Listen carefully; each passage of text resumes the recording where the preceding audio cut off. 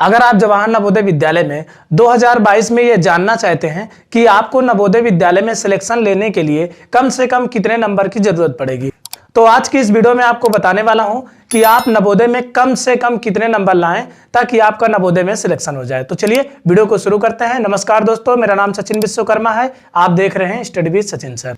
तो सबसे पहले आज हम बात करेंगे कि जवाहर नवोदय विद्यालय में टोटल प्रश्न कितने आते हैं और कुल कितने नंबर का क्वेश्चन आता है। तो देखिए, जवाहर नवोदय विद्यालय में टोटल 100 नंबर के क्वेश्चन आते हैं, जिसमें से 80 प्रश्न आता है, जिसमें से 40 क्वेश्चन आपका रीजनिंग रहेगा जो कि 50 नंबर के होता है।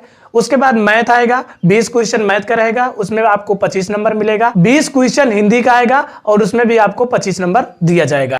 तो टोटल कुल मिलाकर 80 प्रश्न आएंगे, जिसमें से टोटल आपको 100 नंबर दिया जाएगा। तो अब आपको पता चल गया कि जवाहर नवोदय विद्यालय में टोटल 80 प्रश्न आते हैं और आपको 100 नंबर दिया जाता है। अब पास होने की प्रक्रिया मैं आपको बता दूं, अगर आप सिर्फ पास होना चाहते हैं तो आपको जवाहर नवोदय विद्यालय में मानसिक योग्यता का 16 प्रश्न सही करना होगा, और अगर आप गणित में पास होना चाहते हैं तो आपको 8 प्रश्न सही करना होगा, जिसके लिए आपको 10 नंबर मिलेंगे। और अगर आप हिंदी में पास होना चाहते हैं तो आपको 8 प्रश्न हिंदी में भी सही करना होगा, जिसके लिए आपको 10 अंक मिलेंगे। तो टोटल कुल मिलाकर 32 प्रश्न हुए, जिसमें से आपको 40 नंबर मिलेगा। ये था नवोदय में पास होने के लिए नंबर। मतलब अगर आप 40 नंबर लाते हैं तो आपको नवोदय में पास माना जाएगा कि आपने 100 में से 40 नंबर लाया, लेकिन इससे आपका सिलेक्शन नहीं होगा। अब इसमें आप कंडीशन सुनिए। सिलेक्शन लेना है उससे पहले हम आपको कुछ कंडीशन बताते हैं। तो जैसे मान लीजिए आपने कहा कि सर हम मान लीजिए रीजनिंग और हिंदी दोनों में क्वेश्चन करके चले आए और मैथ का क्वेश्चन नहीं किए, तो क्या हमारा सिलेक्शन हो सकता है? देखिए, जैसे मान लीजिए रीजनिंग आपको 50 नंबर की आएगी। अगर आपने रीजनिंग 50 पूरी कर दिया, हिंदी आपने 25 कर दिया, आपके 75 नंबर। आपने मैथ का क्वेश्चन नहीं किया तो आपका सिलेक्शन नहीं होगा। आपको तीनों विषय में तीनों के क्वेश्चन आपको करने होंगे। मैंने आपको बताया कम से कम रीजनिंग के आपको 16 क्वेश्चन, मैथ के 8 क्वेश्चन और हिंदी के 8 क्वेश्चन आपको करने अनिवार्य हैं, तभी जाके आपका सिलेक्शन होगा।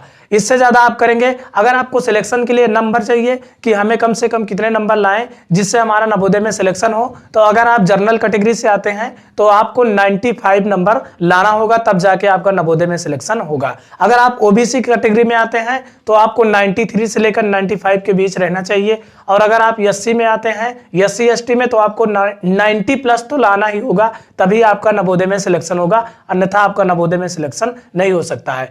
तो ये थे आपके नंबर जिन्हें आप लाकर आप नवोदय में सिलेक्शन पा सकते हैं। लेकिन एक बात आप हमेशा ध्यान रखेंगे कि आपको सभी में कम से कम इतने प्रश्न जितने आपको बताए गए इतने तो करने होंगे, नहीं तो आप मान लीजिए आपने हिंदी का कर दिया, मैथ का कर दिया और रीजनिंग का छोड़ दिया, या फिर आपने रीजनिंग और मैथ कर दिया, हिंदी छोड़ दिया, तो आपका सिलेक्शन नहीं हो सकता, आपको पीछे हटा दिया जाएगा। तो आप सभी में से क्वेश्चन, जितने क्वेश्चन कहा गया है कम से कम आप उतने क्वेश्चन करिए, तो आपका नवोदय में सिलेक्शन हो सकता है। उम्मीद है आपको वीडियो पसंद आया होगा। अगर आप नवोदय विद्यालय की तैयारी करें तो हमारे चैनल पर उसका कोर्स पूरा पढ़ाया गया है, आप चैप्टर वाइज पढ़ सकते हैं। लिंक उसका डिस्क्रिप्शन मिल जाएगा, आप वहां से पूरी प्लेलिस्ट देख सकते हैं। तो मिलते हैं किसी और वीडियो में। अगर चैनल पर नए हो तो सब्सक्राइब कर लीजिए, वीडियो को लाइक कीजिए, शेयर कीजिए। वीडियो देखने के लिए बहुत बहुत धन्यवाद।